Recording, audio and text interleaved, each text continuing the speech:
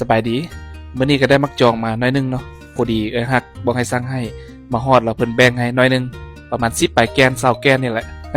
ก็บ่เคยกินจักเทื่อเนาะเคยเห็นแต่คลิปเขาเจ้าเฮ็ดกินอยู่ TikTok เป็นตาแซ่บดีเห็นเราก็อยากนำมื้อนี้ได้มาก็เลยทดลองเฮ็ดเบิ่งก็บ่เคยเฮ็ดจักเทื่อเนาะทั้งชีวิตนี่บ่เคยกินจักเทื่อ หาก็ลองสิมาเฮ็ดครั้งทำอิฐเนาะเป็นอาหารแซ่บทางทางภาคใต้เนาะ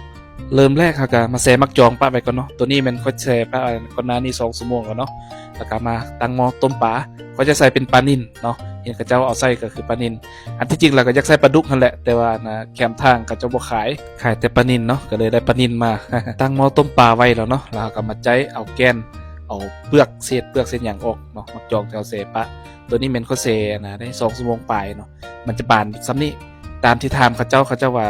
คันเฮาเซปะไว้กลางคืนแบบนี้เนาะแล้วเอามาแต่งตอนเช้าแบบนี้มันจะบานดีนะจะได้หลายแต่อันนี้เขาเฮ็ดกระทันหันพุ่นเนาะ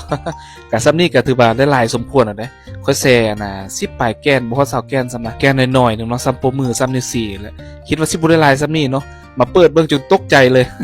หลังจากที่เฮาเก็บแกนเก็บหยังมันออกเนาะใจแกนจะหยังมันออกแล้วก็มาปั้นมาบีบเอาน้ำออกเนาะจะได้ประมาณนี้เนาะตัวนี้มันจะแม่นเป็นเนื้อมักจองแท้ๆแล้วเนาะในขณะนี้ปลาหักสุกพอดีเนาะตอนต้มทวิตเมื่อกี้ลืมใส่เกลือเป็นนัว หัวสิไข่กับบ่ได้ใส่เนาะก็ทำการตักใส่จานใส่หยังมาเพื่อสิใจเอาแต่ซีนเพื่อนๆเบิ่งไปนำกันเด้อคันว่าตัวใดที่ว่าค่อยใส่บ่ครบบ่หยังก็ ตำหนิติส้มเลยเด้อเพราะว่าเป็นครั้งแรกเนาะในชีวิตที่ได้แต่งเฮ็ดลาบมักจองแล้วก็สิได้กินมักจอง เห็นแต่เขาเจ้ากินอยู่ TikTok เนาะเป็นตาแซ่บอะแถวว่าแต่ว่าเห็นเขาเจ้าเฮ็ดเนาะเขาเจ้ามีมะแข้งฝ่าใส่แล้วก็หัวหอยใส่แต่ว่าเฮาบ่มีเนาะ เอาตามเกิดตามออมเฮือนเฮานี่แหละใส่เมื่อกี้ตอนต้มปลาเนาะลืมใส่ปลาแดกก็เลยได้มาตั้งหม้อขึ้นใหม่เนาะใส่ปลาแดกลงไปเนาะเพื่อเพิ่มอรรถรสให้มันมีกลิ่นนัวกลิ่นหอมปลาแดกเบาๆมะแข้งฝ่าอยู่กองเฮือนนี่ก็มีอยู่แต่บ่สร้างไปปิดเนาะลูกเมียก็ไปการลูกก็ไปเซ็งพุ่น ก็เลยจะเป็นบ่ได้ใส่เนาะเพราะว่าเฮาก็ฟ้าวอยากกินข้าวเด้แต่งเดี๋ยวนี้ก็1โมงละ1โมงปลาย2โมงละมีหยังก็ใส่หยังไปเนาะ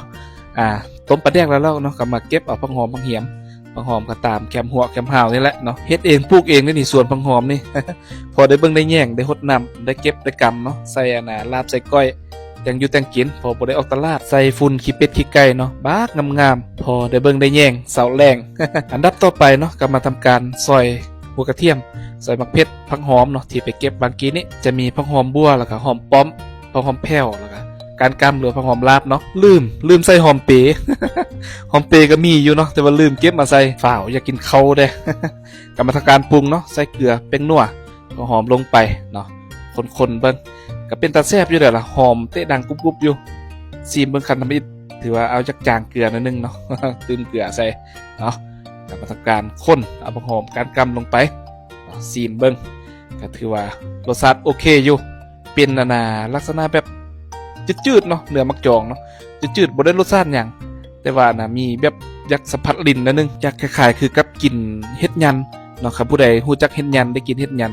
ที่เกิดกับนอกกับหยังเนาะเอามาแต่งกินลักษณะเดียวกันนี่แหละเนาะรสชาติมันก็คล้ายๆคือกันรวมๆก็คือแซ่บอยู่เนาะเต็ม10ก็ให้9 เพราะว่าบ่เคยกินจักเทื่อหรือว่าจะเป็นนำเฮาแต่งบ่ถึกสูตรเด้เนาะรวมๆแล้วก็คือแซ่บโอเคอยู่เป็นเมนูที่ว่าเป็นครั้งแรกในชีวิตเนาะที่ได้มาแต่งเองกินเองแบบนี้ เห็นเขารีวิวกินอยู่ใน TikTok เป็นตาแซ่บบ่แท้ว่าเนาะก็เฮาก็ได้มื้อนี้ก็ได้กินสมใจละ เพราะว่าฮักกับเจ้าฮักเพิ่นให้คอยสั่งให้เนาะแล้วก็มาฮอตแล้วก็เขาเจ้าเราปั่นให้น้อยนึงประมาณ10ปลายแก้วเนี่ยก็เลยได้กินเป็นครั้งแรกในชีวิต มาเด้อมากินข้าวสวยนำกันเนาะต้องมีฮอบ2แน่นอนเพราะว่าแซ่บอยู่